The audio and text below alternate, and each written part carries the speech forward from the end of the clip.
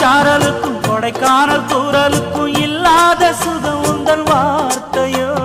நாடோடி மன்னனுக்கும் ராஜராஜ சோழனுக்கும் உண்டான வீரம் உந்தன் வீரமோ.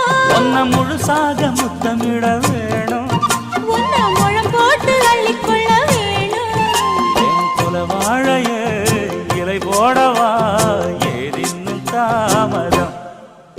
அடி மீனா பொண்ணு மீனா பொண்ணு